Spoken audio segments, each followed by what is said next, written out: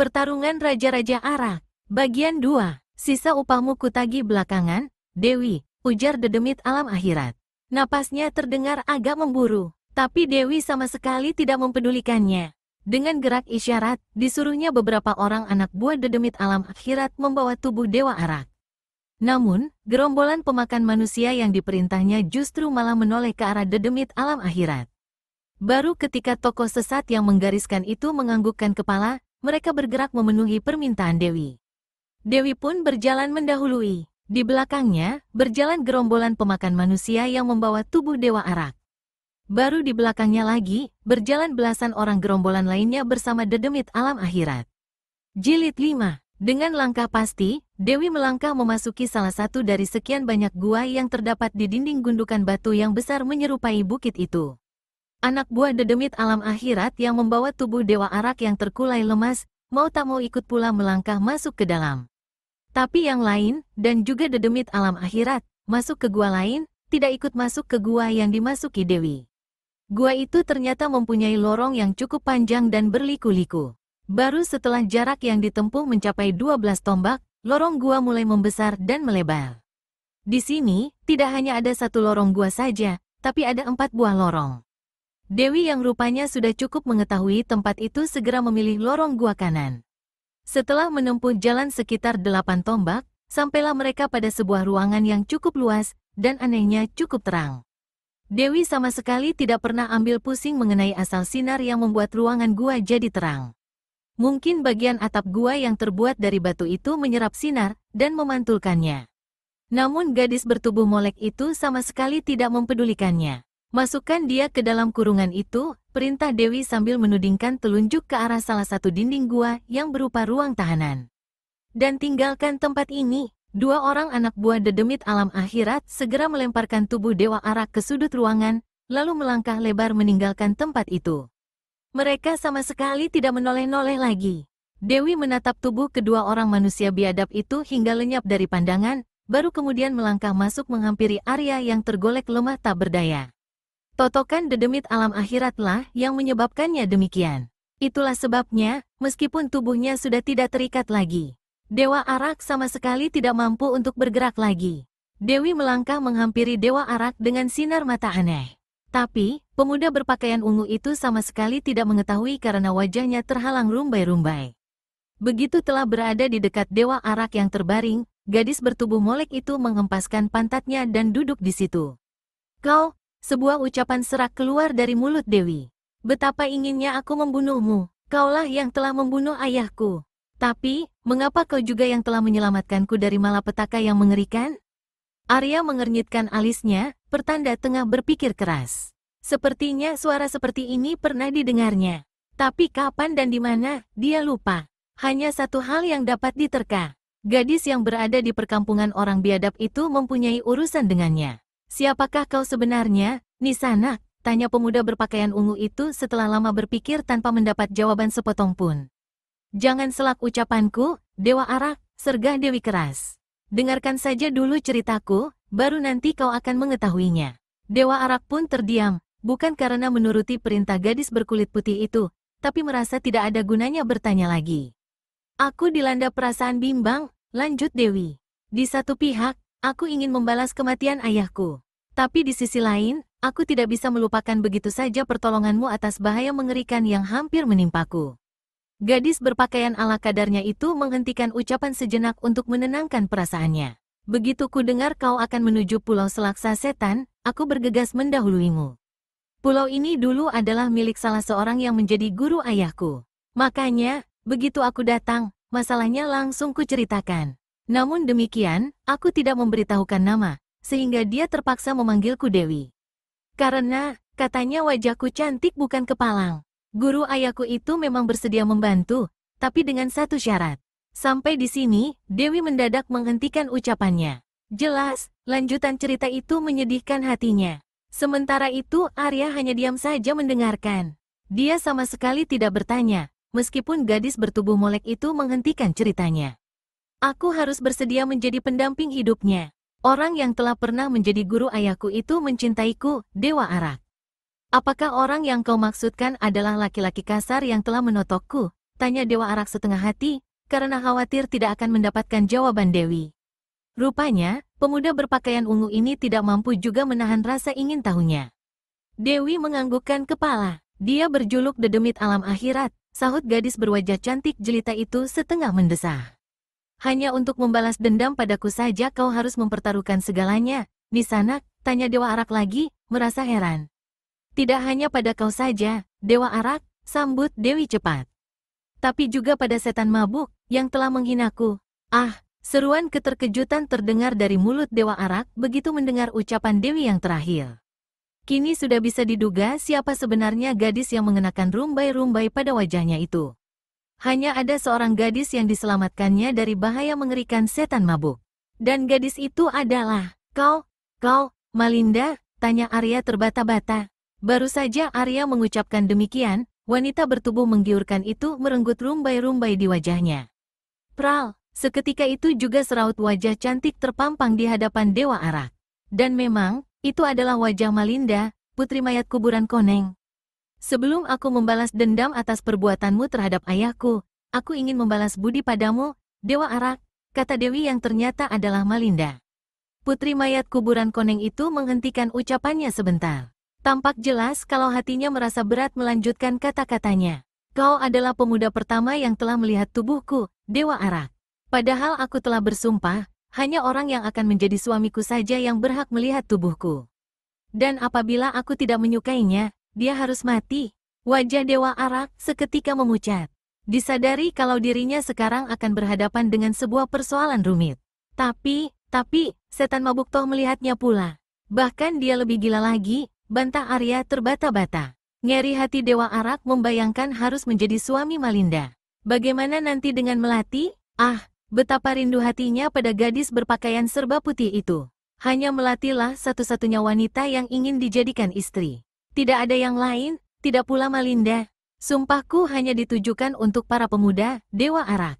Dan kaulah orang pertamanya. Bahkan kau pula yang telah menyelamatkanku dari bahaya mengerikan itu, tandas Malinda.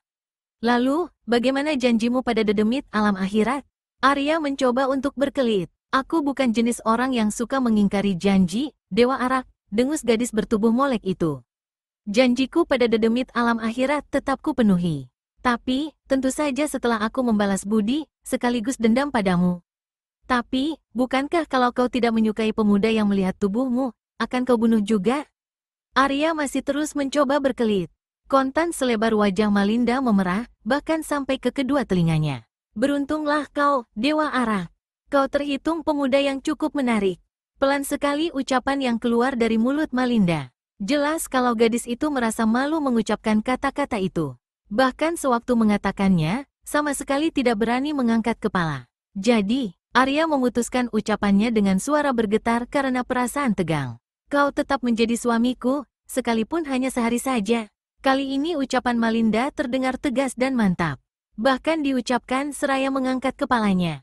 Arya kontan terperanjat. Pemuda berambut putih keperakan ini terkejut bukan kepalang. Bahkan seandainya ada halilintar yang menyambar di dekatnya, masih tidak seperti ini kekagetan yang melanda hatinya. Bagaimana, suamiku? Kau bersedia, bukan? Kau tahu, aku ingin mempersembahkan kesucianku ini pada orang yang kusukai. Dan kaulah orangnya, Dewa Arak. Aku tidak ingin orang seperti dedemit alam akhirat yang merenggutnya. Setelah berkata demikian, tangan Malinda membelai pipi Dewa Arak. Perlahan tangannya merayap turun ke leher, kemudian ke dada. Gadis itu berusaha menanggalkan pakaian Dewa Arak dengan tangan kanannya. Sementara sebelah tangannya lagi, mulai melucuti pakaiannya sendiri. Karuan saja hal ini membuat Dewa Arak kalap bukan kepalang. Kumohon, jangan lakukan itu, Malinda, pinta Arya mengiba. Dan inilah yang pertama kali dilakukan pemuda berambut putih keperakan itu. Mendapat ancaman siksaan ataupun maut dia tidak pernah memohon. Tapi, kali ini Dewa Arak yang terkenal itu mengajukan permohonan pada lawannya. Tapi, Malinda sama sekali tidak mempedulikannya. Dia terus melanjutkan pekerjaannya. Dan kini, dua buah bukit kembar yang padat, indah, dan membusung, mencuat keluar. Arya menelan ludah melihat pemandangan indah yang terpampang di hadapannya. Buru-buru matanya dimeramkan. Diusirnya pikiran kotor yang menyelinap ke benaknya. Arya berusaha memusatkan pikiran untuk membebaskan totokan yang membuat tubuhnya lemas. Tapi, ternyata totokan dedemit alam akhirat memang luar biasa. Arya tidak mampu membebaskan dengan pengerahan tenaga dalamnya. HMH, Malinda menggertakkan gigi karena kesal melihat Dewa Arak memejamkan mata. Orang seperti kau rupanya ingin dipaksa, Dewa Arak. Setelah berkata demikian, putri mayat kuburan koneng itu melangkah meninggalkan Arya. Tapi, tak lama kemudian sudah kembali sambil membawa sebuah kendi. Dengan minuman dalam kendi ini, mau tidak mau kau akan melayani kemauanku, Dewa Arak. Malinda yang sudah tidak mengenal rasa malu lagi, mengacungkan kendi itu. Dada Dewa Arak berdebar tegang. Meskipun belum pernah merasakan, tapi dari cerita yang didengar bisa diketahui isi kendi itu. Apalagi kalau bukan minuman perangsang nafsu birahi. Dengan langkah perlahan-lahan, putri mayat kuburan koneng itu mendekati Dewa Arak untuk meminumkan cairan di dalam kendi itu. Mendadak terdengar suara mendesing nyaring disusul meluncurnya sebuah benda sebesar ibu jari tangan ke arah Malinda. Dari desingan itu saja, sudah bisa diterka kekuatan tenaga dalam yang terkandung dalam lontaran itu. Malinda terperanjat. Saat itu, seluruh perhatiannya memang tengah tercurahkan pada Dewa Arak, sehingga kewaspadaannya agak berkurang. Maka serangan yang datangnya begitu tiba-tiba itu membuatnya agak gugup. Dan, piara! Kendi di tangan gadis yang tengah dirasuk birahi itu kontan hancur berantakan ketika benda sebesar ibu jari tangan yang ternyata adalah batu menghantamnya. Isinya pun berpercikan ke sana kemari. Malinda meraung begitu melihat minuman perangsang yang akan diberikan pada Dewa Arak habis terbuang. Bergegas pakaiannya dirapikan kembali, lalu, serat, dengan didahului suara gemeretak gigi, pedang putri mayat kuburan koneng telah tercabut. Sinar terang berkilauan ketika pedang itu keluar dari sarungnya. Tapi kemarahan hebat yang menggelora dalam dadanya kontan menciut, berganti rasa gentar ketika melihat orang yang telah menghancurkan kendinya. Dia adalah seorang kakek berkepala botak. Tubuhnya pendek, gemuk, dan gendut. Bajunya berupa rompi yang terbuat dari bulu burung Garuda. Dan anehnya, tidak ada alis yang tampak di atas matanya. Hehehe, selamat berjumpa lagi, wanita liar. Hehehe. Kakek berkepala botak itu mengangkat guci araknya yang besar ke atas kepala. Dan, glek, glek, glek, suara tegukan keras terdengar ketika arak itu melewati tenggorokannya. Setan mabuk, desis Malinda. Suaranya bergetar karena perasaan gentar yang melanda. Kakek berperut gendut yang memang setan mabuk itu hanya terkekeh pelan. Sementara kedudukan kedua kakinya tampak terhuyung-huyung. Hiat, namun dari rasa takut tiba-tiba Malinda jadi nekat. Gadis itu melompat menerjang setan mabuk. Pedang di tangannya meluncur cepat ke arah leher kakek itu. Hehehe, kakek pemabukan itu hanya tertawa terkekeh. Sambil menurunkan guci arak, tangan kirinya bergerak menangkap pedang Malinda. Tap, begitu pedang itu tertangkap, setan mabuk langsung membetotnya. Maka putri mayat kuburan koneng tak kuasa menahan. Di samping tenaga dalamnya jauh lebih rendah, keadaan tubuhnya sekarang sangat menguntungkan lawan. Sehingga, tubuhnya kontan tertarik ke depan. Sebuah seringai kejam nampak tersungging di mulut setan mabuk. Tangannya yang menggenggam pedang segera disorongkan ke arah perut Malinda. Maka, krot, darah kontan muncrat-muncrat ketika gagang pedang itu amblas ke dalam perut gadis bertubuh menggiurkan itu hingga ke punggung. Ada keluhan tertahan yang keluar dari mulut putri mayat kuburan koneng. Sepasang matanya membelalak, menahan rasa sakit yang mendera. Setan mabuk melepaskan cekalan pada pedangnya, maka tubuh Malinda pun ambruk ke tanah. Diam tidak bergerak lagi untuk selamanya. Hah, Arya menghela napas berat melihat semua peristiwa itu. Meskipun ada sedikit perasaan menyesal atas nasib yang menimpa gadis berwajah cantik jelita itu, tapi rasa syukur di hatinya jauh lebih besar. Memang, kematian adalah jalan satu-satunya yang terbaik untuk Malinda. Masih dengan tawa terkekeh-kekeh, dan sambil menenggak araknya, setan mabuk melangkah terhuyung-huyung menghampiri Dewa Arak. Sekali kakek berkepala botak ini mengulurkan tangan menyentuh tubuhnya, maka Dewa Arak terbebas dari totokan yang membelenggu. Sejenak Arya menggerakkan tangan dan kaki untuk memperlancar aliran darahnya. Dari mana kau tahu aku berada di sini, setan mabuk? Tanya Dewa Arak.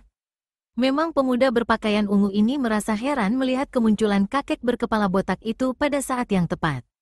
Hehehe, setan mabuk tidak langsung menjawab pertanyaan itu.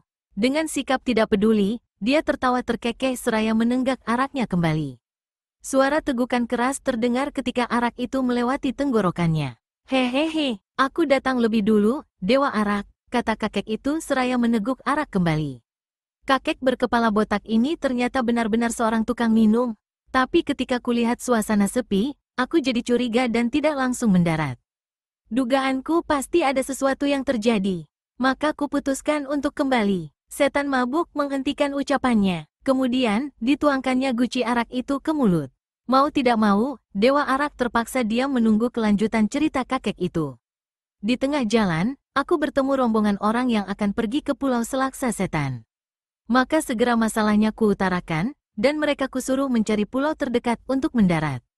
Sedangkan aku kembali menyelidiki pulau itu.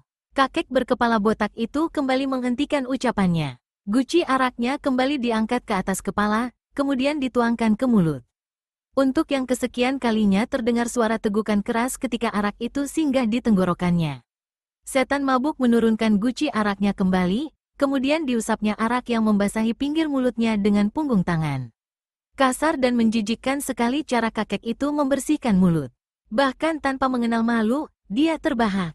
Suaranya keras mirip lenguh seekor kerbau. Hehehe, ketika tiba di sana, kulihat beberapa orang tengah menyeret perahu. Semula, aku tidak tahu pemilik perahu itu. Tapi kemudian kau muncul lalu diserang gerombolan orang biadab. Jelaslah sudah, siapa pemilik perahu itu. Hehehe, lagi-lagi setan mabuk menghentikan ceritanya sebentar. Di saat kau terjebak tambang mereka, hampir saja aku menolongmu. Tapi maksud itu kuurungkan, ketika muncul sesosok tubuh yang membuatku terperanjat. Maksudmu, dedemit alam akhirat, duga Arya langsung. Heh, kau mengenalnya juga, Dewa Arak. Sepasang mata setan mabuk terbelalak lebar. Dewa Arak menggelengkan kepala. Aku mendengar julukannya dari gadis itu. Arya menudingkan telunjuk kanan ke arah mayat Malinda. Hehehe, sudah kuduga, kata setan mabuk sambil mengangguk-anggukkan kepala. Jadi, kau belum tahu persis tentang tokoh itu, Dewa Arak? Pemuda berpakaian ungu itu kembali menggelengkan kepala. Hehehe, kau tahu, Dewa Arak. Dengan adanya dedemit alam akhirat, sudah bisa kuperkirakan kalau anak buah yang berpakaian sekadarnya itu adalah makhluk-makhluk pemakan manusia. Dan memang, dedemit alam akhirat berasal dari suku itu pula. Jadi, pertarungan itu harus dibatalkan, setan mabuk.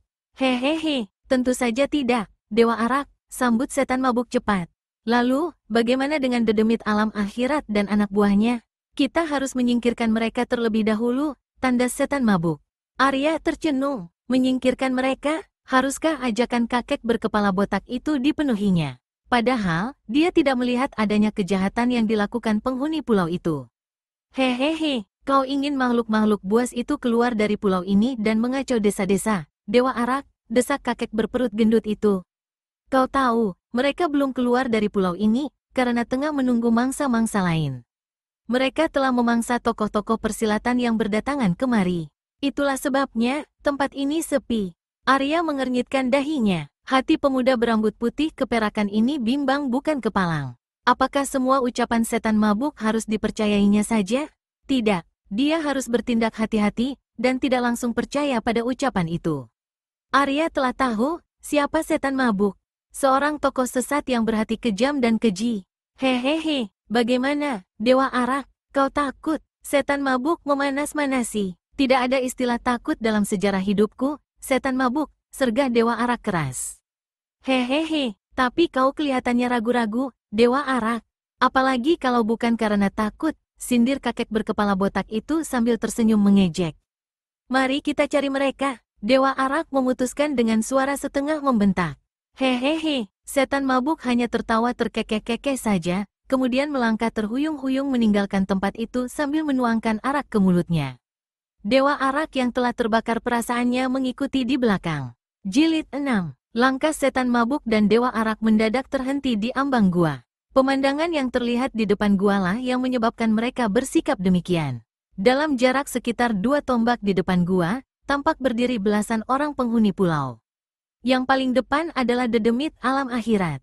Sementara di belakangnya, bergerombol makhluk pemakan manusia. Grur, dedemit alam akhirat menggeram keras. Jelas sekali kalau laki-laki berwajah kasar ini dilanda kemarahan hebat.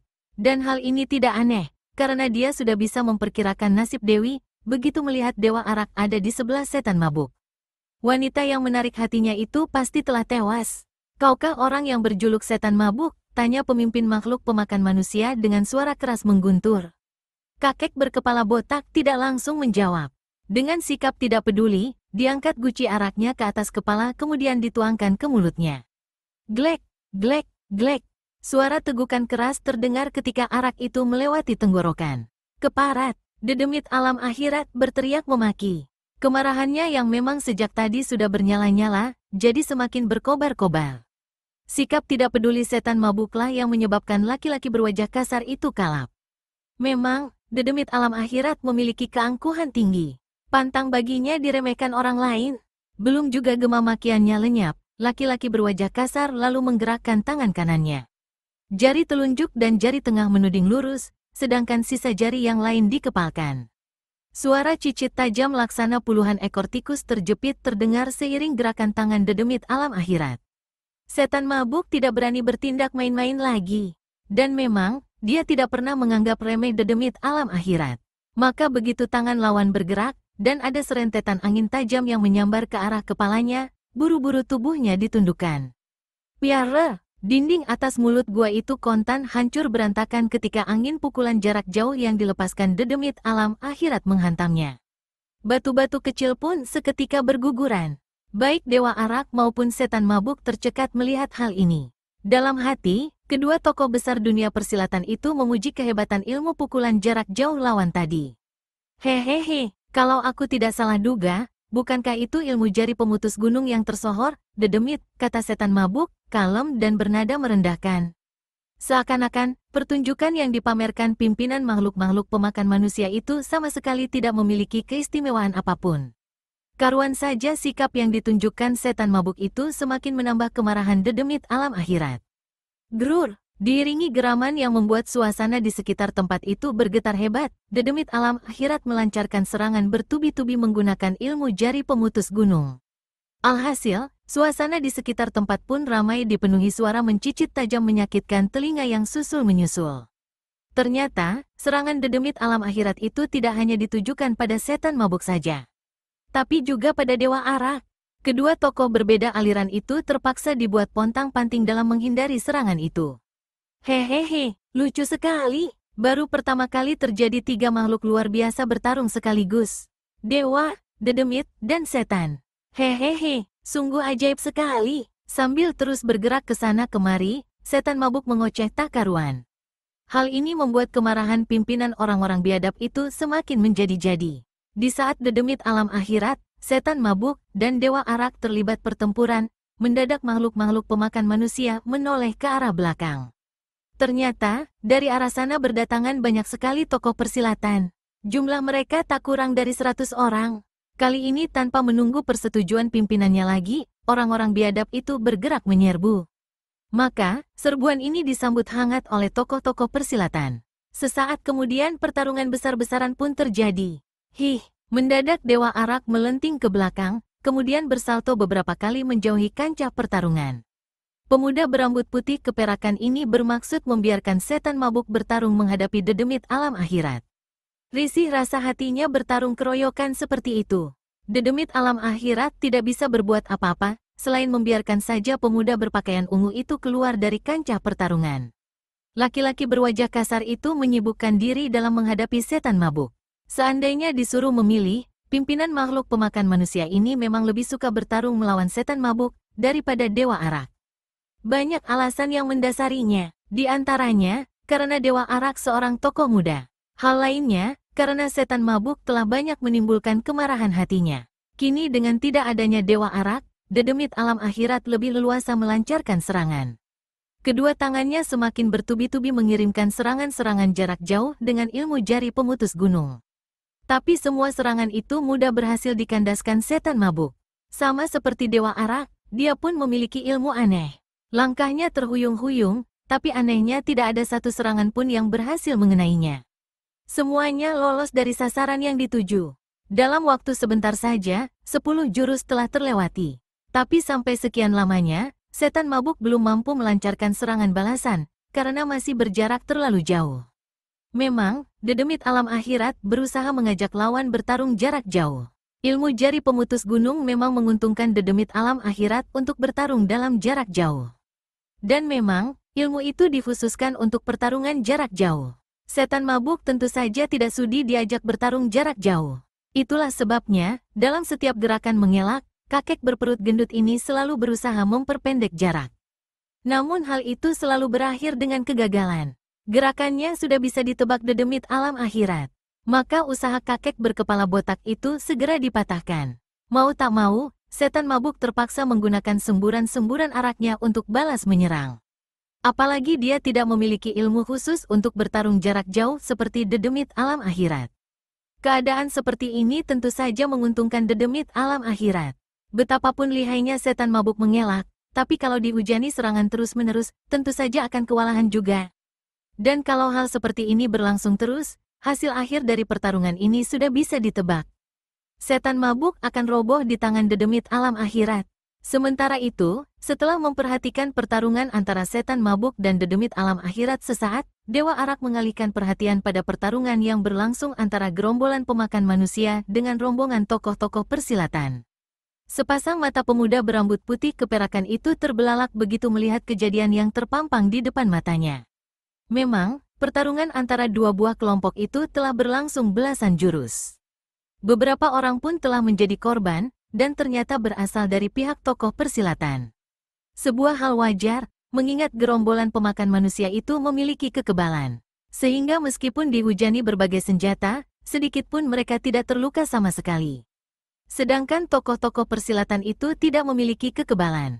Tapi sebenarnya bukan kekebalan tubuh penghuni Pulau Selaksa Setan yang membuat Arya terperanjat. Tapi, tindakan yang dilakukan orang-orang biadab itulah yang membuat matanya terbelalak. Tatkala ada seorang lawan yang berhasil dirobohkan, berduyun-duyun anak buah dedemit alam akhirat merubung tubuh yang tergolek meregang maut. Maka pesta yang mengerikan pun dimulai. Sama sekali makhluk-makhluk yang tengah asyik berpesta pora itu tidak mempedulikan serangan-serangan yang dilancarkan lawan-lawannya. Karena saat itu mereka tengah menyantap makanan lezat yang terhidang. Beberapa kali tubuh makhluk-makhluk yang tengah sibuk menyantap itu terguling ketika serangan-serangan yang dilancarkan lawan menghantam. Tapi dengan gesit, mereka bangkit kembali dan meneruskan pestanya. Kontan perut Arya mual melihat pemandangan menjijikkan yang terpampang di hadapannya. Hampir-hampir saja isi perut yang mendadak ingin keluar, tidak kuat ditahannya. Ternyata semua yang dikatakan setan mabuk sama sekali benar. Orang-orang biadab itu memang pemakan manusia. Ngeri rasanya membayangkan bila makhluk-makhluk itu keluar dari pulau, lalu masuk ke desa-desa.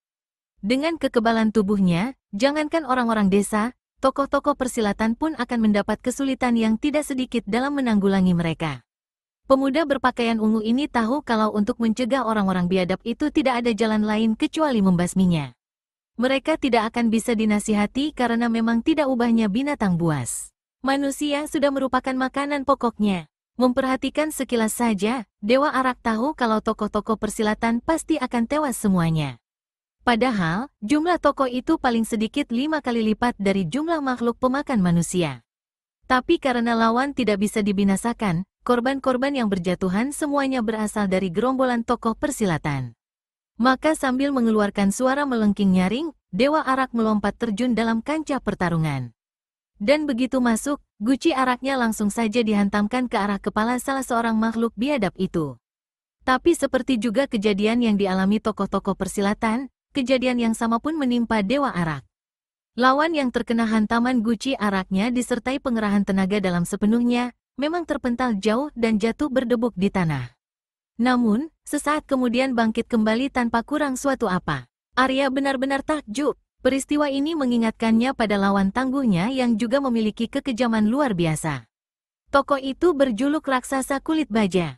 Dan berkat petunjuk ular hitam yang membimbingnya, Dewa Arak berhasil membunuh lawan yang luar biasa itu. Untuk jelasnya, silakan baca serial Dewa Arak dalam episode Dewi Penyebar Maut. Maka tanpa ragu-ragu lagi, Dewa Arak segera mengeluarkan sesuatu dari bagian dalam pakaiannya. Ternyata daun kelor. Memang sejak pertarungannya dengan raksasa kulit baja, Dewa Arak selalu mengambil daun kelor di tiap-tiap tempat. Tapi kali ini pemuda berpakaian ungu ini kecelik. Orang-orang biadab itu sama sekali tidak terpengaruh walaupun ranting daun kelor itu sampai hancur lebur menggebuki sekujur tubuh mereka. Arya tidak putus asa, maka dikeluarkannya bambu kuning. Tapi kejadian yang sama terulang. Sementara itu, orang-orang biadab itu kembali berhasil melahap seorang tokoh persilatan lagi. Dalam cekaman rasa putus asa, Dewa Arak mengumbar jurus-jurus yang jarang digunakannya, jurus membakar matahari dan jurus pukulan belalang. Tapi, hasilnya sama sekali tidak berbeda. Setan mabuk menjadi khawatir melihat banyaknya tokoh persilatan yang satu demi satu berguguran. Apalagi ketika ada beberapa di antara yang tewas itu adalah jago-jago minum yang akan bertarung. Tahan dedemit bau ini, dewa goblok. Biar aku yang akan membasmi mereka, teriak setan mabuk. Kakek berperut gendut ini memang masih belum bisa memperpendek jarak. Padahal, pertarungan sudah berlangsung lebih dari 40 jurus. Maka tidak aneh kalau setan mabuk terdesak. Bahkan beberapa bagian rompinya telah koyak-koyak terserempet angin serangan pukulan jarak jauh dedemit alam akhirat. Arya kini tidak ragu-ragu lagi. Telah dibuktikan sendiri kebenaran ucapan setan mabuk. Maka begitu mendengar seruan itu, tubuhnya melesat memasuki kancah pertarungan antara setan mabuk dengan dedemit alam akhirat. Begitu memasuki arena pertarungan, langsung saja Dewa Arak melancarkan serangan bertubi-tubi ke arah dedemit alam akhirat mempergunakan ilmu 8 cara menaklukkan harimau. Pemuda berambut putih keperakan ini sengaja mengeluarkan ilmu itu untuk memberi kesempatan pada setan mabuk agar bisa keluar dari arena pertarungan. HMH, dedemit alam akhirat mendengus melihat serangan itu. Memang, dari deru angin kuat yang mengawalinya, bisa diperkirakan kalau lawannya kali ini memiliki tenaga dalam kuat bukan kepalang. Tapi, hal itu tidak mengurangi keberaniannya untuk langsung menyambuti serangan yang bertubi-tubi itu. Plak, plak, plak. Suara keras beradunya dua pasang tangan yang sama-sama mengandung tenaga dalam tinggi terdengar. Bunyi benturan itu layaknya seperti benturan antara dua batang logam keras. Baik Dewa Arak maupun dedemit alam akhirat sama-sama terdorong ke belakang akibat benturan itu. Namun ada satu hal yang membuat pemuda berambut putih keperakan itu terkejut. Ternyata, punggung kedua tangannya berdarah. Luar biasa, dan memang, kedua tangan dedemit alam akhirat dalam penggunaan ilmu jari pemutus gunung, telah menjadi lebih tajam daripada pedang pusaka. Dan sesungguhnya, pedang pusaka sekalipun tidak akan mampu melukai kulit Dewa Arak kalau tidak berada di tangan seorang tokoh yang memiliki tenaga dalam amat kuat. Hahaha, dedemit alam akhirat tertawa terbahak-bahak. Dengan rakus, dijilatinya darah dari luka di tangan Arya yang menempel pada jari-jari tangannya. Sepasang mata Dewa Arak kontan terbelalak. Bukan karena tangannya yang terluka, tapi karena tindakan lawan yang menjilati darahnya.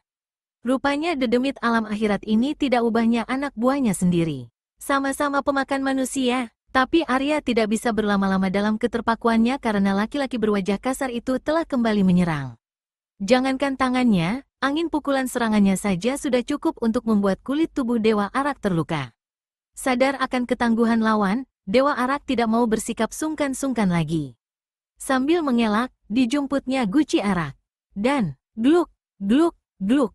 Suara tegukan dari Arak yang melewati tenggorokan Arya terdengar. Dan seperti biasanya, tubuh pemuda berpakaian ungu itu kemudian oleng ketika hawa arak yang hangat merayap naik dari lambung, terus ke kepalanya. Dan dengan ilmu belalang sakti andalannya, Dewa Arak mengadakan perlawanan terhadap dedemit alam akhirat.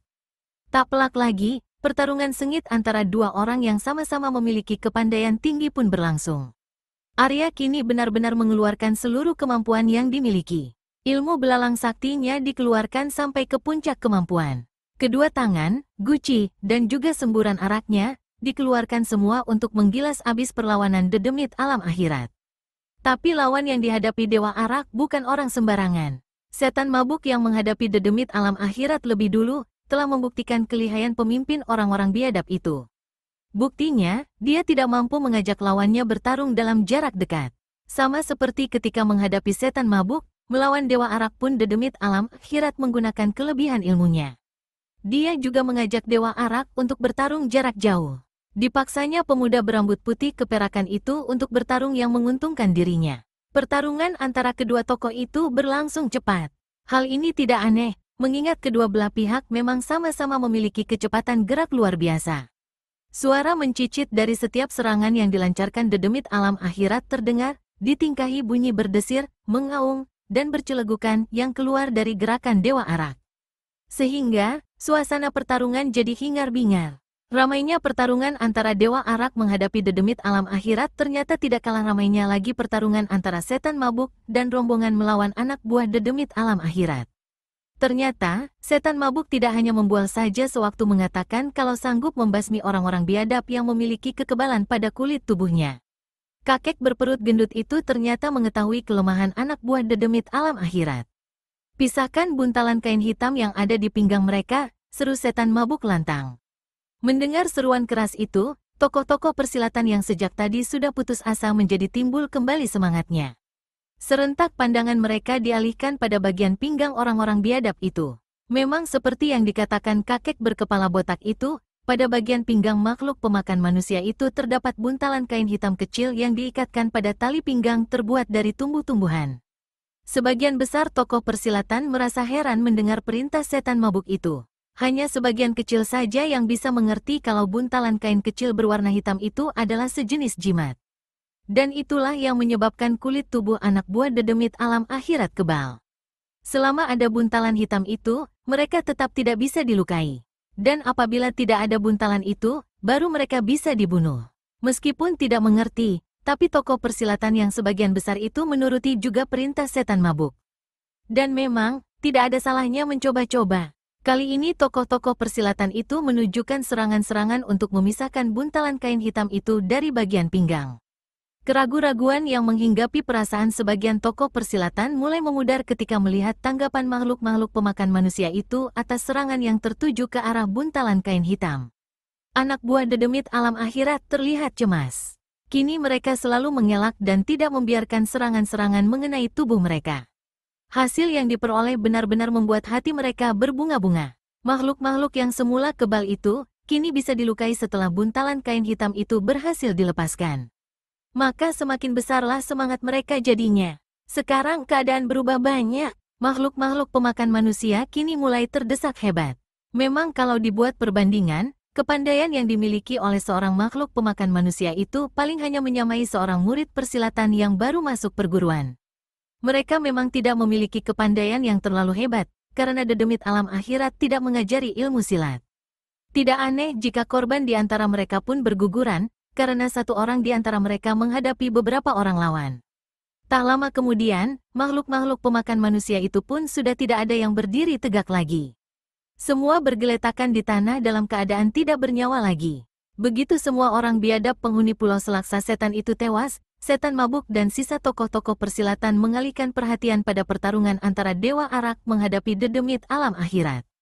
Dedemit alam akhirat meskipun tidak bisa memperhatikan secara jelas karena dia harus memusatkan perhatian pada Dewa Arak, ternyata mengetahui semua kejadian yang menimpa anak buahnya.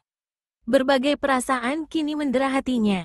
Memang bukan dedemit alam akhirat yang memberikan jimat itu, tapi dukun suku makhluk pemakan manusia, yang kini telah tewas tersapu badai. Dukun itu memang ahli dalam ilmu hitam. Berbagai ilmu hitam dimilikinya, bermacam-macam jimat dibuatnya. Di antaranya adalah jimat yang membuat tubuh tidak bisa dilukai.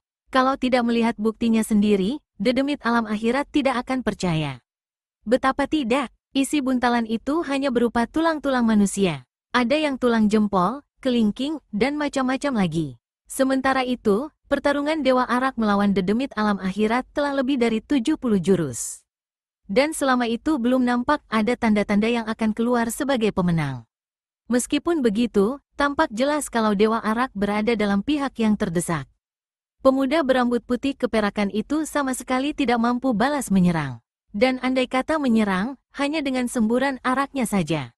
Dewa Arak lebih sering menggunakan jurus 8 langkah belalang untuk mengelakkan setiap serangan, sedangkan jurus belalang mabuknya mati kutu.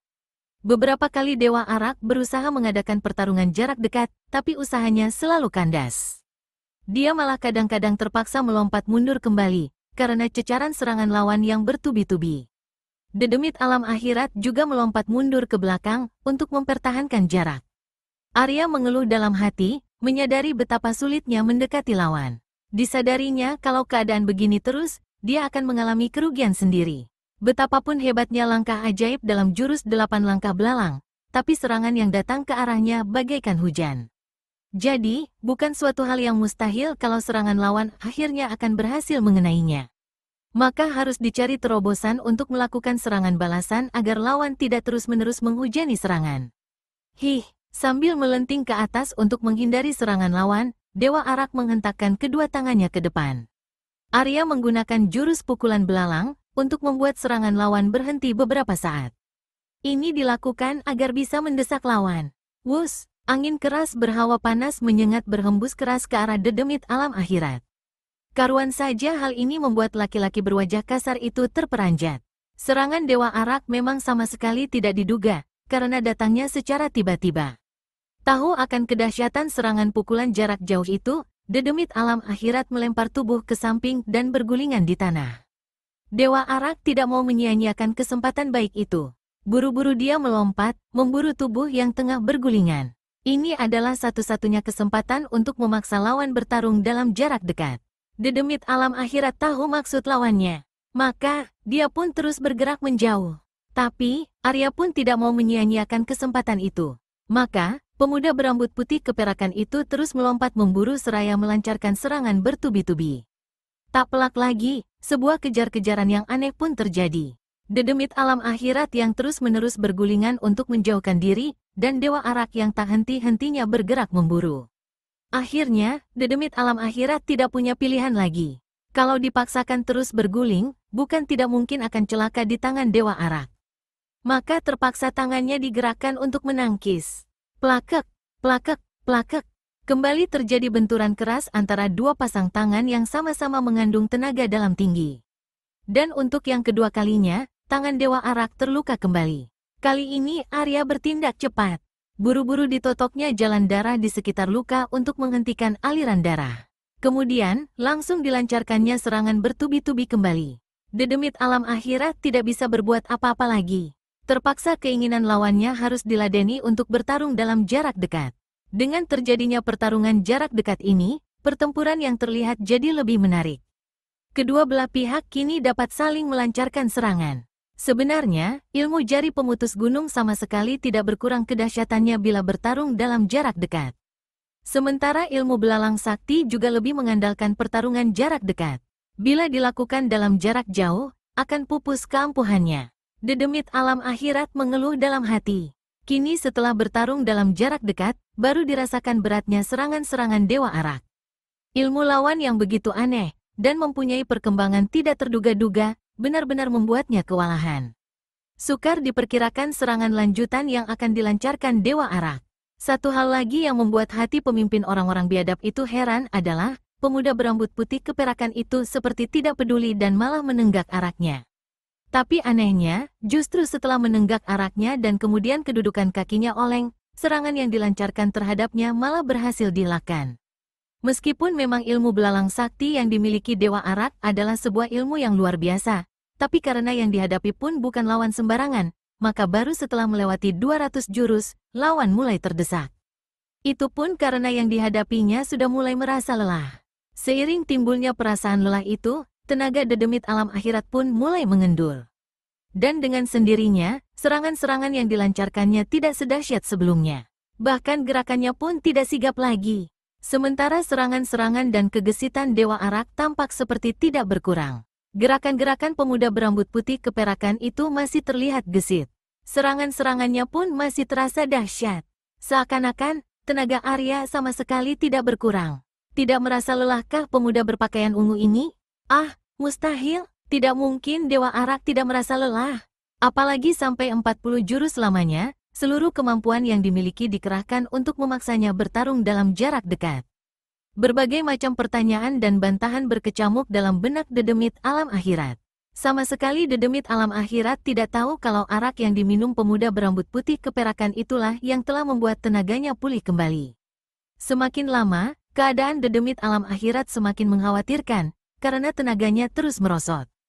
Dan dengan sendirinya keampuhan ilmu jari pemutus gunungnya pun jadi berkurang pula. Memang ilmu itu amat mengandalkan pada kekuatan tenaga dalam. Orang yang tidak memiliki tenaga dalam tinggi, tidak akan mampu memiliki ilmu jari pemutus gunung. Tidak aneh kalau kini laki-laki berwajah kasar ini mulai terdesak hebat. Keampuhan ilmunya semakin merosot seiring semakin lemah tenaganya. Sementara keampuhan ilmu Dewa Arak sama sekali tidak berubah, karena tenaga dalam yang dimilikinya sama sekali tidak berkurang. Semula, benturan tangan Dewa Arak sama sekali tidak berpengaruh pada dedemit alam akhirat. Tapi kini, keadaan banyak berubah. Setiap kali terjadi benturan, membuat tangannya terasa sakit dan ngilu bukan kepalang. Bahkan beberapa kali pemimpin makhluk pemakan manusia itu terhuyung-huyung ke belakang setiap kali terjadi benturan. Hih, sambil mengeluarkan seruan melengking nyaring, Dewa Arak kembali melancarkan serangan bertubi-tubi. Kedua punggung tangannya dalam permainan jurus belalang mabuk, memukul bertubi-tubi ke arah ulu hati dan dada dengan kekuatan penuh. Namun mana mampu dedemit alam akhirat berbuat banyak? Tak pelak lagi, tubuhnya pun terhuyung-huyung ke belakang. Dadanya seketika terasa sesak bukan kepalang. Terutama sekali tangannya. Kedua tangan itu seperti patah-patah. Di saat itulah, Dewa Arak melompat melakukan tendangan dengan kedua kaki ke arah dada lawan. Persis seperti seekor ayam jago yang merangsek lawannya. Dis, suara berderak keras dari tulang dada yang berpatahan dan semburan darah segar dari mulut, mengiringi terlemparnya tubuh dedemit alam akhirat. Seketika itu juga, tokoh yang menggiriskan itu tewas tanpa sempat bersambat lagi.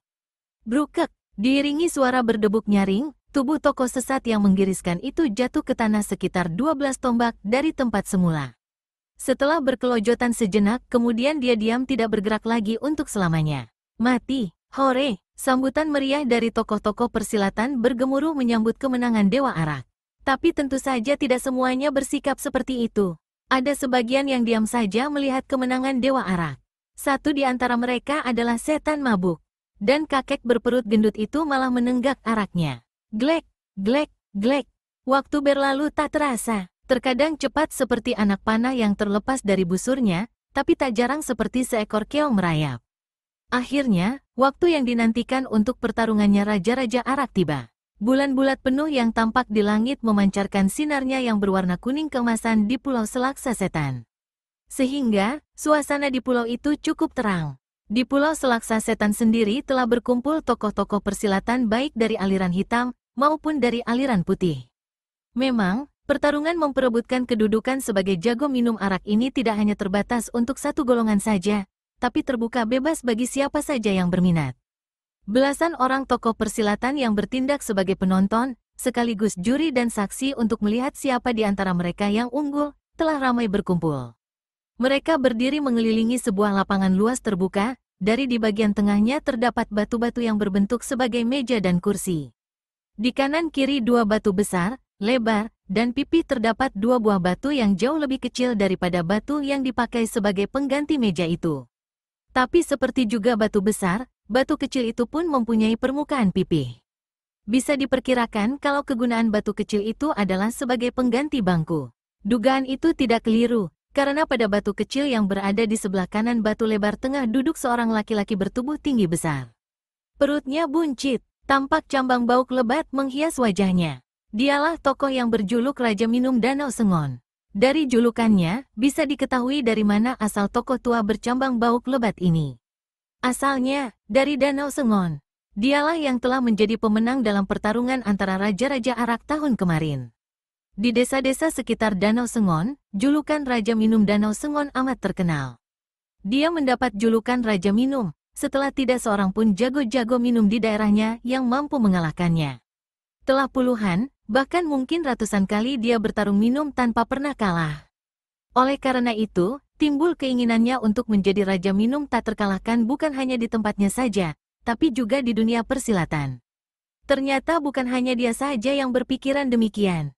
Jago-jago minum wilayah lain pun memiliki maksud sama. Maka diadakanlah pertemuan antara mereka, dan ditentukan pertarungan minum itu. Selama beberapa kali pertemuan, setan mabuk yang menjadi juara. Baru tahun kemarin Raja Minum Danau Sengon keluar sebagai pemenang. Karena telah menjadi juara, maka Raja Minum Danau Sengon yang terlebih dulu duduk di arena pertarungan.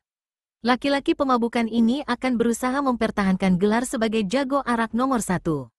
Siapa yang akan menjadi penantang pertamaku? Tanya laki-laki bertubuh tinggi besar itu.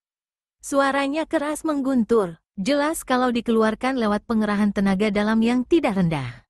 Dan memang, Raja Minum Danau Sengon ini bukan hanya jago minum saja, tapi juga dalam hal ilmu silat.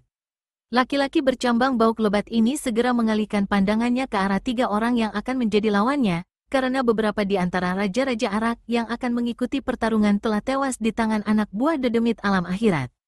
Sementara yang lain sama sekali tidak diketahui nasibnya. Sama sekali semua orang itu tidak tahu kalau raja-raja Arak dan para tokoh persilatan yang akan menonton telah habis dibantai makhluk-makhluk pemakan manusia itu. Ketiga orang itu adalah Dewa Arak, setan mabuk, dan seorang laki-laki yang juga berperut buncit. Tubuhnya tinggi besar, dan berkumis tebal. Dialah yang menjadi lawan berat Raja Minum Danau Sengon tahun lalu. Laki-laki berkumis tebal itu berjuluk Biang Guci Gunung Kari, karena dia memang berasal dari Gunung Kari. Hahaha, sambil tertawa terbahak-bahak, laki-laki berkumis tebal yang berjuluk Biang Guci Gunung Kari ini melangkah meninggalkan kerumunan orang. Dia kemudian menghampiri arena pertarungan. Bukan sembarangan tawa yang dikeluarkan Biang Guci Gunung Kari ini. Suara tawanya ternyata dikeluarkan lewat pengerahan tenaga dalam tinggi. Rupanya, dia tidak mau kalah dalam hal unjuk gigi kepada musuh bebuyutannya, Raja Minum Danau Sengon. Berbarengan langkah majunya laki-laki berkumis tebal itu, beberapa orang persilatan pun bergerak maju sambil membawa guci-guci besar yang berisi arak. Mereka kemudian membawanya ke arah tempat Raja Minum Danau Sengon. Akulah yang akan menjadi lawan pertamamu, Raja Minum, sambut Biang Guci Gunung Kari, tak kalah keras. Hahaha, Raja Minum Danau Sengon tertawai bergelak. Apakah kau sudah berlatih keras untuk mengalahkanku, Biang Guci? Kalau tidak, lebih baik kau kembali daripada jatuh di tempat yang sama sampai 2 kali. Kau boleh umbar bacotmu yang busuk itu sepuasmu, Raja Minum. Yang jelas, gelar jago arak nomor 1 akan kurebut dari tanganmu. Biang Guci Gunung Kari yang rupanya tidak bisa berdebat, langsung saja memutus pembicaraan. Belum lagi gema ucapannya habis, laki-laki berkumis tebal ini sudah duduk di atas bangku kecil yang masih kosong. 4 orang persilatan yang berpakaian seragam warna kuning, dan rupanya bertindak sebagai juri, meletakkan 8 buah guci besar yang penuh arak di atas meja batu. Tak lupa, 2 buah gelas bambu pun diletakkan di depan kedua jago minum yang akan bertarung. Hehehe, sambil tertawa terkekeh-kekeh, Raja Minum Danau Sengon menjumput guci araknya, kemudian menuangkan ke dalam gelas bambunya. Ringan saja sepertinya guci itu di tangannya. Padahal guci itu besar sekali, dan penuh berisi arak. Haimeha, Biang Guci Gunung Kari mendengus. Dengan sikap tidak mau kalah dari lawannya, tangannya diulurkan ke arah guci arak. Gerakannya tampak sembarangan saja, dan sepertinya tanpa pengerahan tenaga sama sekali. Tapi, toh guci arak itu berhasil diangkat dan juga dituangkan ke dalam gelas bambunya. Begitu Raja Minum Danau Sengon meletakkan kembali guci arak itu di meja, Biang Guci Gunung Kari pun telah meletakkan kembali gucinya di tempat yang sama. Tampak jelas kalau laki-laki berkumis tebal itu tidak mau kalah laga terhadap lawannya. Kedua belah pihak saling tatap sejenak. Masing-masing dengan sorot mata memancarkan ejekan. Baru kemudian, Raja Minum Danau Sengon selaku pemenang tahun lalu, mengangkat gelas bambu dan menenggak isinya. Biang Guci Gunung Kari pun tidak mau kalah. Buru-buru diangkatnya gelas bambu, dan ditenggak araknya. Pertarungan adu minum pun telah dimulai. Dewa Arak, setan mabuk, dan semua tokoh persilatan memperhatikan jalannya pertarungan penuh perhatian. Sepasang mata mereka semua hampir tidak berkedip memperhatikan gelas demi gelas arak yang masuk ke dalam perut Biang Guci Gunung Kari dan Raja Minum Danau Sengon.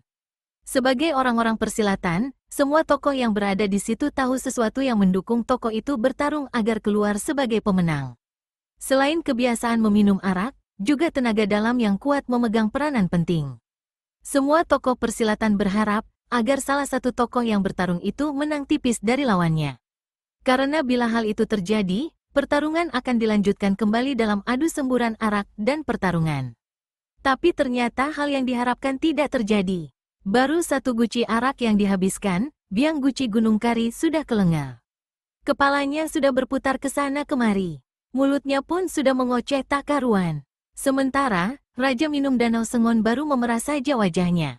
Meskipun juga sudah terpengaruh dengan arak yang diminumnya, tapi tidak separah lawannya. Memang arak yang disuguhkan untuk pertarungan antara raja-raja arak itu tergolong keras. Melihat pertunjukan ini saja, sudah bisa diperkirakan siapa yang akan keluar sebagai pemenang.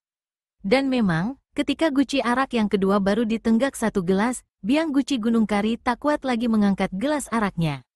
Bukan itu saja, laki-laki berkumis tebal ini mendadak bangkit dari duduknya, lalu berjalan meninggalkan arena pertarungan sambil mengoceh tak karuan. Jelas, kalau pikirannya sudah tidak berjalan normal lagi.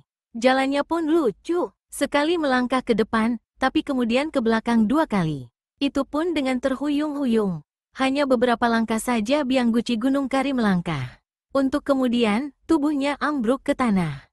Orang-orang persilatan yang berseragam kuning pun bergegas menghampiri, dan membawa laki-laki berkumis tebal yang sudah setengah tidak sadar untuk meninggalkan tempat itu.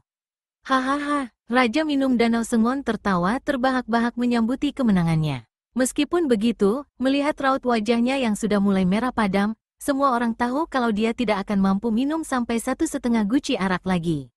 Sesuai peraturan, tokoh yang telah bertarung minum, tidak akan bertarung lagi sampai esok harinya. Maka kini pertarungan dilanjutkan antara Dewa Arak melawan Setan Mabuk. Menilik dari keadaan Arya, hampir semua orang persilatan menjagokan Setan Mabuk. Mereka semua tahu, siapa adanya kakek berkepala botak itu. Dialah orang yang telah memegang gelar juara jago arak nomor 1 untuk berkali-kali pertarungan. Bukan hanya itu saja, perut Dewa Arak yang tidak buncit, dan usia Arya yang masih muda, lebih membuat tokoh persilatan itu condong menjagokan Setan Mabuk. Pertarungan seperti yang berlangsung antara Raja Minum Danau Sengon dan Biang Guci Gunung Kari kembali berlangsung. Tapi, kali ini antara Dewa Arak menghadapi Setan Mabuk. Sebenarnya Arya tidak yakin kalau akan mampu menandingi kemampuan Setan Mabuk dalam hal minum arak, setelah melihat sendiri kemampuan Raja Minum Danau Sengon. Dewa Arak memang bukan seorang pemabukan.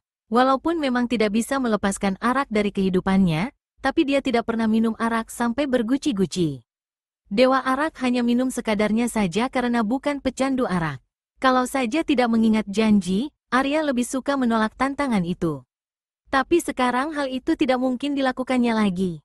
Kini, Dewa Arak telah duduk berhadapan dengan Setan Mabuk untuk mengadu kemampuan dalam hal meminum arak. Hehehe, tunjukkan kemampuanmu kalau tidak ingin julukanmu hapus, Dewa Arak, ejek Setan Mabuk sambil mulai menenggak arak yang berada dalam gelas bambunya.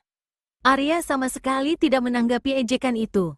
Dengan sikap tenang diangkatnya arak yang berada di dalam gelas bambu dan dituangkan ke mulutnya. Kini pemuda berpakaian ungu ini mempunyai semangat memenangkan pertarungan adu minum, kalau tidak ingin kehilangan gelarnya. Padahal, dia risih mendapat julukan seperti itu. Tapi, alangkah malunya bila julukannya tergusur. Harus menang, begitu keputusan Dewa Arak. Berbeda dengan Arya yang merasa ragu bisa mengungguli lawan, Setan Mabuk yakin sekali kalau dirinya akan mampu mengalahkan lawan. Banyak alasan yang menyebabkan kakek berkepala botak itu begitu yakin. Satu di antaranya adalah usia pemuda itu yang masih begitu belia. Sedangkan dirinya telah puluhan tahun lamanya hidup bergelimang arak. Arak baginya sudah merupakan bagian dari hidup. Pertarungan adu minum pun dimulai. Gelas demi gelas ditenggak kedua tokoh berbeda aliran, dan juga berbeda usia itu. Para tokoh persilatan mulai merasa heran dan takjub ketika melihat Dewa Arak ternyata sanggup menandingi Setan Mabuk dalam meminum arak. Bahkan hingga habis 1 buah guci, tidak tampak adanya perubahan pada wajah Arya. Karuan saja hal itu membuat heran bukan hanya tokoh-tokoh persilatan. Setan Mabuk dan juga Raja Minum Danau Sengon pun kaget bukan kepalang. Dari pertunjukan itu saja sudah bisa dilihat kalau kekuatan Dewa Arak berada di atas Biang Guci Gunung Kari dan Raja Minum Danau Sengon. Buktinya, Raja Minum Danau Sengon sendiri sewaktu menghabiskan seguci arak, wajahnya merah padam. Jelas, dia telah terpengaruh hawa arak. Tapi, pemuda berambut putih keperakan itu ternyata sama sekali tidak terpengaruh. Jangankan semua orang yang melihat, Dewa Arak sendiri pun merasa heran. Sama sekali di luar dugaan kalau dirinya sanggup menghabiskan seguci arak itu tanpa terpengaruh sama sekali. Padahal, semula dikira tidak akan sanggup, karena memang tidak pernah meminum arak sampai sebanyak itu. Dan bila minum pun, baik dalam pertempuran yang paling berat, biasanya tidak sampai seguci. Paling banyak hanya setengah guci. Guci kecil lagi, dan dia mabuk. Sama sekali pemuda berpakaian ungu itu tidak tahu kalau arak yang biasa diminumnya amat keras. Jauh lebih keras daripada arak yang paling keras sekalipun. Bahkan arak untuk pertandingan ini, seperti tidak ada apa-apanya. Oleh karena itu, karena sudah terbiasa dengan arak yang sangat keras, Arya sama saja seperti meminum air putih biasa saat minum arak itu. Begitu 1 guci telah selesai, dilanjutkan dengan guci kedua. Sampai akhirnya isi guci itu pun kandas, kedua tokoh yang bertarung belum ada yang mengalah. Akhirnya, sampai perut kedua tokoh itu tidak mampu lagi menenggak arak, tetap saja belum mabuk. Maka setan mabuk pun menghentikan pertarungan. Memang secara pasti belum ketahuan siapa yang keluar sebagai pemenang. Tapi melihat raut wajah kakek berkepala botak yang mulai merah padam, sementara wajah Arya masih biasa, sudah bisa diduga siapa yang akan keluar sebagai pemenang. Dan setan mabuk pun mengetahui hal itu. Maka, rasa penasarannya pun semakin menjadi-jadi. Keesokan harinya, pertarungan pun dilanjutkan. Tapi kali ini tidak adu minum arak lagi, melainkan adu ketangkasan meruntuhkan beberapa butir batu yang digantung di atas cabang pohon. Belasan butir batu dijajarkan. Baik Dewa Arak maupun setan mabuk akan mengadu kemampuan merobohkan batu-batu itu dalam jarak 3 tombak. Hehehe, setan mabuk tertawa terkekeh. Dengan pongahnya, kakinya melangkah maju mengambil kesempatan menjadi peserta pertama. Kakek berperut buncit itu menyipitkan sepasang mata, menatap jajaran batu-batu yang digantungkan di atas cabang pohon. Glek, glek, glek. Suara tegukan keras dan kasar terdengar ketika arak yang dituangkan kakek berperut buncit itu jatuh ke dalam mulut.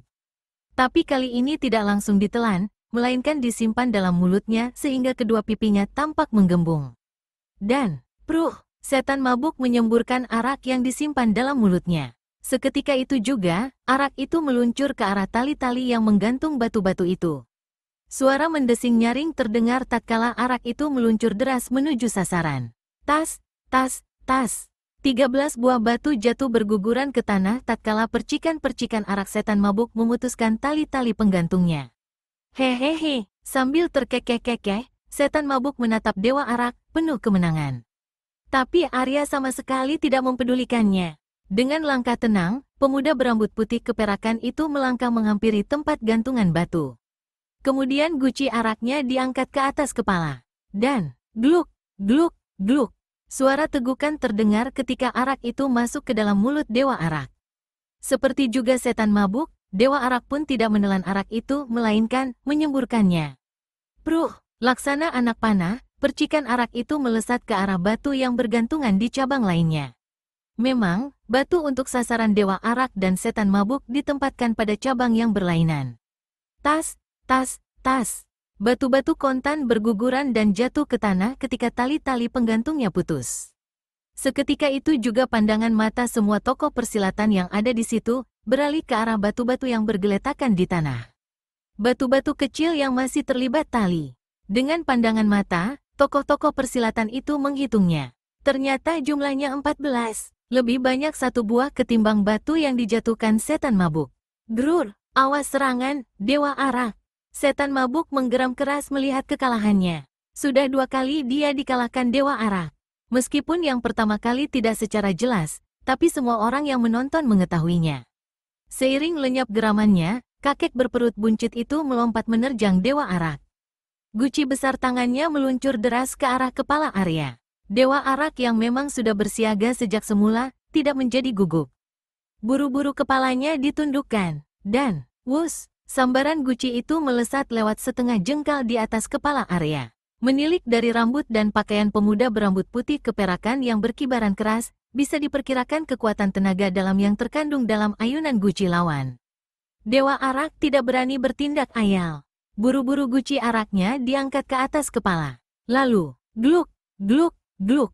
Suara tegukan terdengar ketika arak itu melewati tenggorokan Dewa Arak dalam perjalanan menuju ke perut. Seketika itu juga, ada hawa hangat yang beredar di dalam perut Arya dan perlahan naik ke atas kepala. Pertarungan antara dua tokoh yang sama-sama tangguh dan sama-sama memiliki ilmu aneh pun tidak bisa dielakkan lagi. Maka tokoh-tokoh yang berada di sekitar tempat itu buru-buru menjauh. Kini pertarungan yang aneh pun berlangsung. Pertarungan aneh ini mungkin untuk pertama kalinya terjadi di dunia persilatan. Dua orang tokoh sakti yang sama-sama memiliki ilmu aneh. Menggeliat-geliat, terkadang lemas seperti orang mabuk akan jatuh. Tapi tak jarang secara mendadak mengejang kaku penuh kekuatan. Perubahan gerakan kedua orang itu memang terjadi secara tiba-tiba. Dari lembut berubah keras. Juga, sebaliknya. Tapi berbeda ketika menghadapi dedemit alam akhirat. Melawan setan mabuk, Dewa Arak sama sekali tidak mengalami kesulitan. Ilmu yang dimiliki lawan mirip ilmu yang dimilikinya. Sehingga, dia tidak mengalami kesulitan menghadapinya. Pertarungan antara kedua tokoh itu berlangsung menarik, karena berkali-kali keduanya mengadu guci atau semburan arak. Tapi setelah pertarungan berlangsung hampir 100 jurus, tampak keunggulan Dewa Arak. Ilmu yang dimiliki setan mabuk meskipun mirip dengannya, tapi mengandung banyak kelemahan di sana-sini. Dan ini jelas berbeda jauh dengan ilmu belalang saktinya. Setan mabuk menggertakkan gigi ketika menyadari kalau tidak akan bisa mengungguli Dewa Arak. Tampak jelas, pemuda berambut putih keperakan itu memiliki ilmu yang lebih tinggi mutunya. Gerakan guci, tangan, kaki, dan araknya merupakan satu kesatuan yang saling tunjang-menunjang dan menutup celah-celah yang dapat digunakan lawan untuk memasukkan serangan. Sadar kalau dirinya tidak akan mungkin bisa mengalahkan Dewa Arak, kakek berperut buncit itu jadi nekat untuk mengadu nyawa. Maka tanpa mempedulikan keselamatan diri, kakek berkepala botak itu melancarkan serangan secara membabi buta. Arya tahu, kalau setan mabuk tidak akan bisa disadarkan. Lagi pula, dia adalah seorang tokoh sesat yang kejam dan berbahaya. Adalah suatu kewajiban baginya untuk melenyapkan tokoh itu selama-lamanya. Hiat, sambil mengeluarkan pekikan nyaring, setan mabuk yang telah tidak mempedulikan keselamatan diri mengayunkan gucinya ke arah kepala Dewa Arak. Wut, guci itu lewat setengah jengkal di depan wajah ketika Arya menarik kepala ke belakang. Tidak hanya itu saja yang dilakukan pemuda berpakaian ungu itu. Pada saat yang bersamaan, kaki kanannya mencuat ke arah leher. Setan mabuk yang sejak tadi sama sekali tidak mempedulikan pertahanan, menjadi terkejut bukan kepalang. Sedapat mungkin, dia berusaha mengelak. Tapi, tukek, usaha kakek berperut buncit itu sia-sia belaka. Kaki Arya telah terlebih dulu menghantam lehernya dengan telak. Tanpa sempat bersambat lagi, setan mabuk jatuh berdebuk di tanah. Dan selagi setan mabuk terjerembab, Dewa Arak cepat melesat kembali. Langsung dijejaknya leher tokoh sesat itu sekali lagi. Akibatnya, kontan kakek itu tewas. Hah, Arya menghela napas berat. Ditatapnya mayat setan mabuk. Setelah mengedarkan pandangan pada tokoh-tokoh persilatan yang ada di sekitarnya, pemuda berambut putih keperakan itu melangkah meninggalkan tempat itu. Hanya dalam beberapa kali langkah saja, tubuhnya sudah berada di pinggir pantai. Tanpa peduli pada panggilan dan pandangan tokoh-tokoh persilatan, Dewa Arak mengambil sebuah perahu yang berada di situ dan mengayuhnya meninggalkan pulau. Raja Minum Danau Sengon dan semua tokoh persilatan yang ada di situ hanya bisa memandangi kepergian Dewa Arak. Dalam hati, mereka mengakui kalau Dewa Araklah yang berhak menjadi jago arak nomor 1.